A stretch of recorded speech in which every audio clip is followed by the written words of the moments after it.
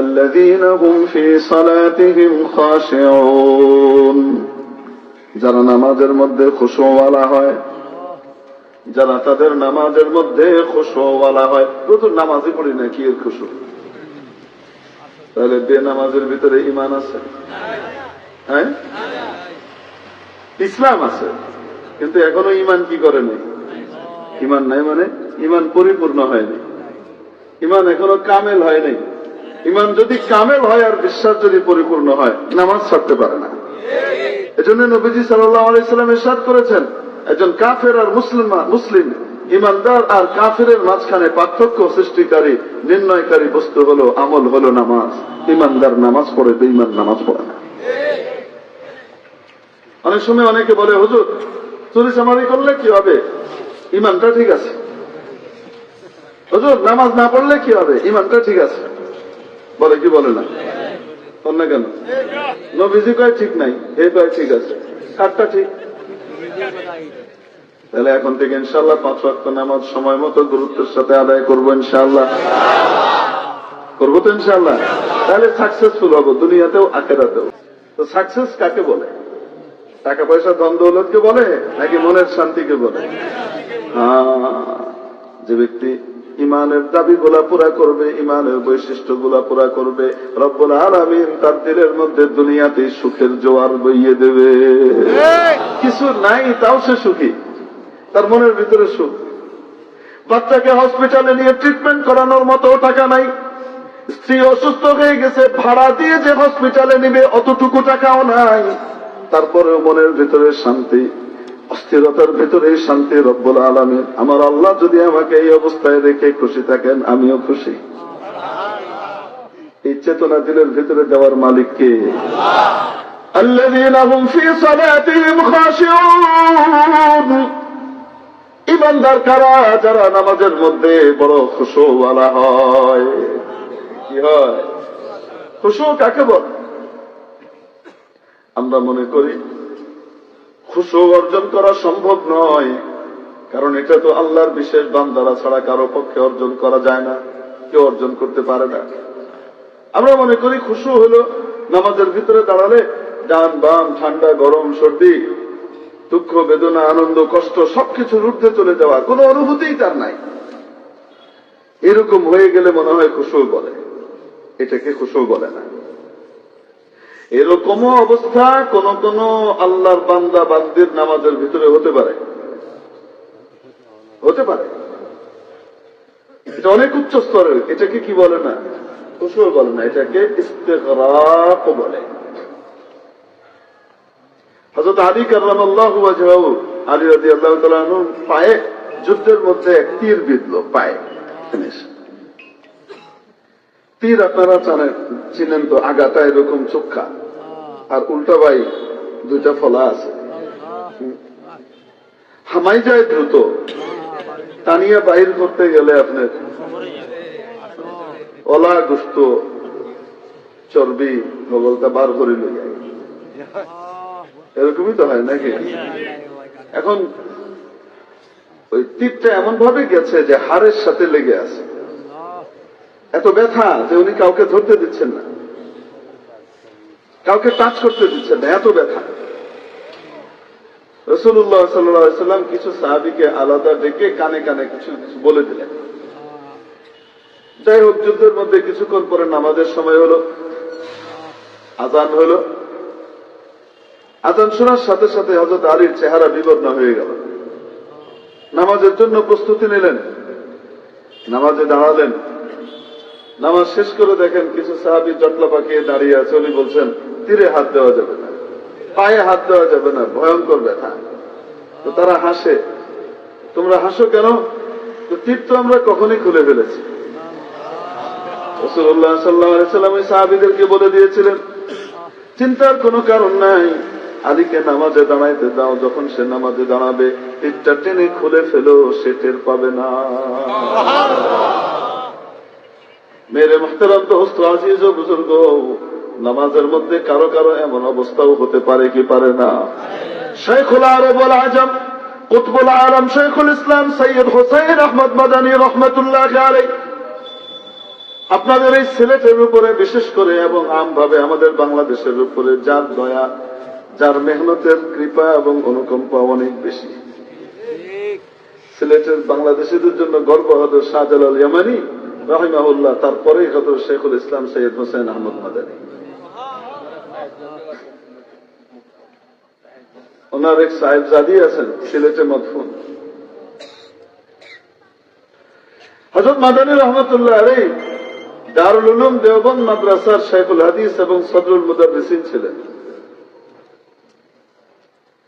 একবার কোন সফরের ভিতরে ট্রেনের জন্য অপেক্ষা করছেন স্টেশনে, সাথে লোকজন আছে। জিজ্ঞেস করলেন ট্রেন আসতে কতক্ষণ লাগবে? তারা বলল 15-20 মিনিট সময় লাগবে আরো। উনি বললেন তাহলে আমি 2 রাকাত নামাজ আদায় করে নি, সময়টা কাজে লাগুক। উনি একটা পিলারকে সামনে রেখে কেবলামুখী হয়ে নামাজ শুরু করলেন। তোমার দেখা দেখি সাথী সঙ্গীরাও নামাজ শুরু করেছে। এর ভিতরে ট্রেন চলে এসেছে। ট্রেন দেখছেন তো আপনারা? ট্রেন চলে আসার আওয়াজ, শত শত লোক উঠানামা করলো, কোলাহল হই হট্টগোল।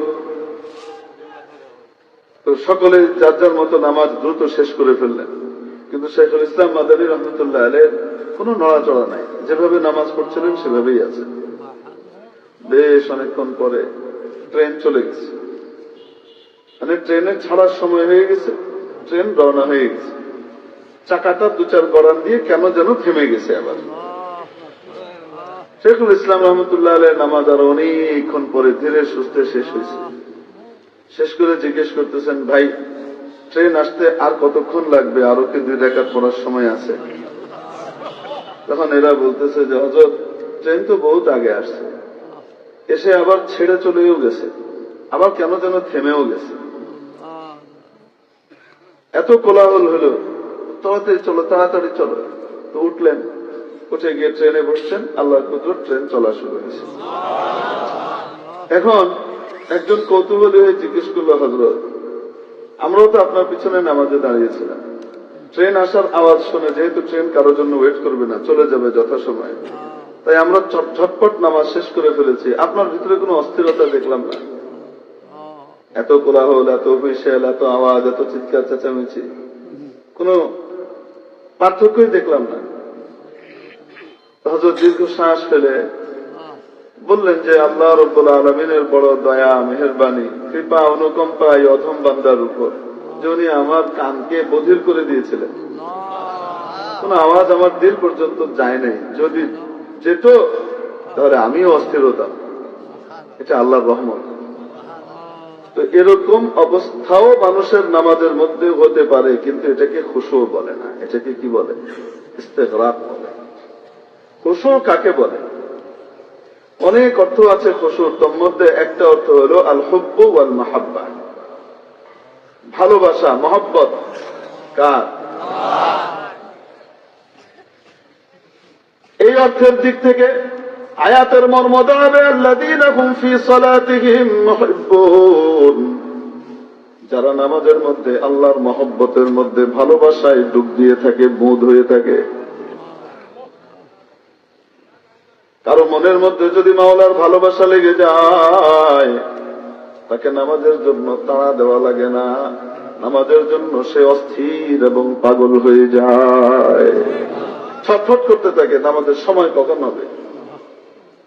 দেখেন না দাওয়াতে তাবলীগে 3টা চিল্লা 1টা চিল্লা লাগায় আসার পরে, যাকে মদের আসর থেকে, নেশার আসর থেকে উঠানো যাইত না, সে আল্লাহ রাস্তায় 3টা চিল্লা লাগিয়ে আসার পরে তার হালত এমন হয়, মসজিদ থেকে তাকে দূরে রাখা যায় না, সে নিজেও মসজিদে যায়, সবাইকে টেনে নিয়ে যায়। ঠিক কি ঠিক? আহলুল্লাহর সোহবতে, আল্লাহওয়ালার সোহবতে, আলেম ওলামার সোহবতে যাওয়ার পরে কত ডাকাত, কত শরাবি, কত কাবাবি সম্পূর্ণ জীবন চেঞ্জ করে আল্লাহওয়ালা বুজুর্গ হয়ে গেছে। ঠিক কি? নামাজ তার কাছে সবচেয়ে প্রিয় হয়ে গেছে। শেখুল হাদিস আল্লামা জাকারিয়া রহমতুল্লাহ আলাইহি এক ঘটনা লিখেছেন। ছোট এক বাচ্চা কুলির কাজ করত বাজারে, কুলি চেনেন তো? এই বাচ্চা কুলির কাজ করে, এর ভিতরে বাজারে এক ভদ্রলোক বড় একটা মাছ কিনেছে। তো বাচ্চা কুলি হিসেবে এই মাছকে নিয়ে যাচ্ছে। বাজার আর ওই ভদ্রলোকের বাড়ির মাঝামাঝি যখন গিয়ে পৌঁছেছে, পাশের মসজিদ থেকে আজানের আওয়াজ এসছে। এই ছোট্ট বালক বলে, চাচা যান, আমার মালিক, আপনার মালিক, আকাশের মালিক, জমিনের মালিক, আরশের মালিক আল্লাহ রব্বুল আলামিনের পক্ষ থেকে ডাক এসেছে। এই ডাক উপেক্ষা করার ক্ষমতা আমার নাই। আমি নামাজ পড়তে যাব, আপনি আমাকে দয়া করে অনুমতি দেন। যদি আপনি অপেক্ষা করেন, আমি নামাজ পড়ে এসে আবার নিয়ে যাব। আর যদি সময় না থাকে, অন্য কাউকে দিয়ে দিয়ে যান, আমাকে টাকা দেওয়া লাগবে না। ওই ভদ্রলোক অনুমতি দিয়ে দিলেন।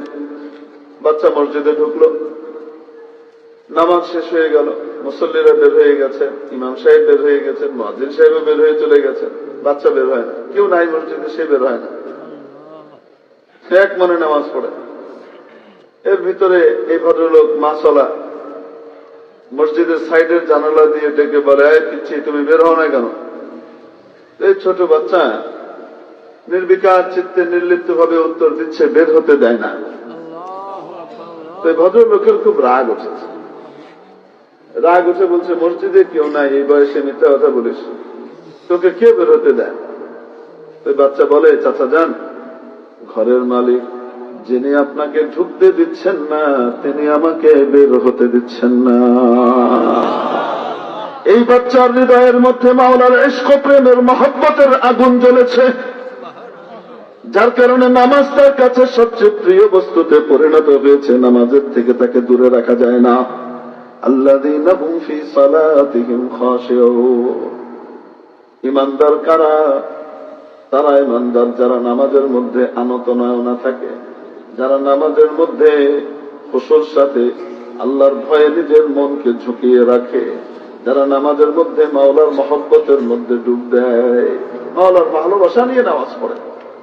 মাওলার ভালোবাসা না থাকলে নামাজ পড়তে পারে না। দেখেন না,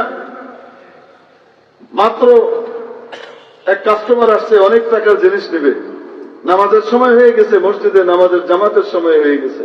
ওই সময় কাস্টমারকে বাদ দিয়ে নামাজের পরে আপনার সাথে কথা কমনে যায়,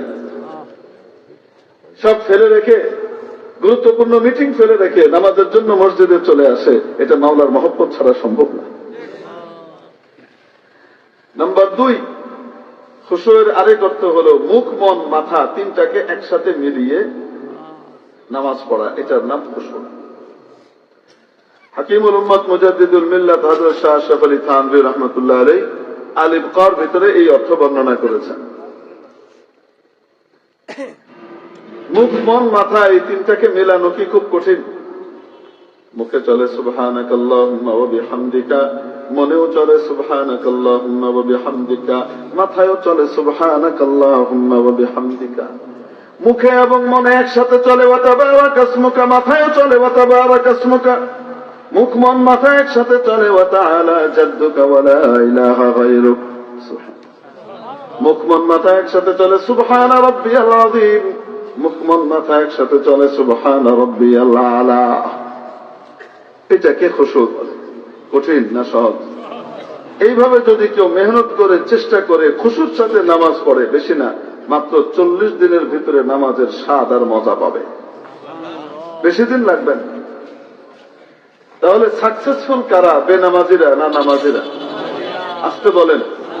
তাহলে ইউরোপ আমেরিকার যারা নামাজ পড়ে না, যারা নামাজ থেকে দূরে, ইমান থেকে দূরে বেঈমান, তাদের হাজার কোটি টাকা থাক, মিসাইল থাক, আর বিশাল অ্যাটম বোমা থাক, আর যাই থাক, তারা সাকসেসফুল? নাকি সিলেটের সাধারণ মানুষ যার হয়তো কিছুই নাই, অথবা আছে কিন্তু সে ইমানদার নামাজি মানুষ, সে সাকসেসফুল? কোরআন বলে সে সাকসেসফুল। ঠিক কি ঠিক না? যে ব্যক্তি 5 ওয়াক্ত নামাজ জামাতের সাথে গুরুত্বের সাথে আদায় করবে, রব্বুল আলামিন তাকে 5টা পুরস্কার দান করবেন। সর্বপ্রথম পুরস্কার হলো রিজিকের পেরেশানি দূর করে দিবেন। তার কাছে কিছু থাক আর না থাক, তার মনের মধ্যে কোনো পেরেশানি থাকবে না, এটা দূর করে দিবেন। নাম্বার 2, কবরের আযাব দূর করে দিবেন। নাম্বার 3, কিয়ামতের দিন আমল নামা ডান হাতে দিবেন। নাম্বার 4, 30,000 বছরের রাস্তা পুলসিরাত। পুলসিরাত কি জিনিস? হাসরের ময়দান থেকে জান্নাতে যাবার জন্য যে জান্নাত আলাদা জগৎ, আর হাসরের ময়দান আলাদা জগৎ। এখান থেকে জান্নাতে যাওয়ার ফয়সালা হলে এই জগৎ থেকে ওই জগতে যাবার জন্য যে রাস্তাটা উল্টা, এটার নাম কি? এটাকে পুলসিরাত বলি আমরা, সিরাত। এই পুলসিরাত যেটা আছে এটা কতটুক দূর? হাদিস শরীফে আছে 30,000 বছরের রাস্তা। সেই 30,000 বছরের রাস্তা কি হেঁটে না ঘোড়ায় না প্লেনে না রকেটে, তা কিন্তু বলা নাই। কত হাজার বছরের রাস্তা? 30,000 বছরের রাস্তা। আর এই পুলের নিচেই হলো জাহান্নাম, পুলের নিচেই জাহান্নাম। মিশকাত শরীফে হাদিস আছে, অন্যান্য কিতাবেও হাদিস আছে।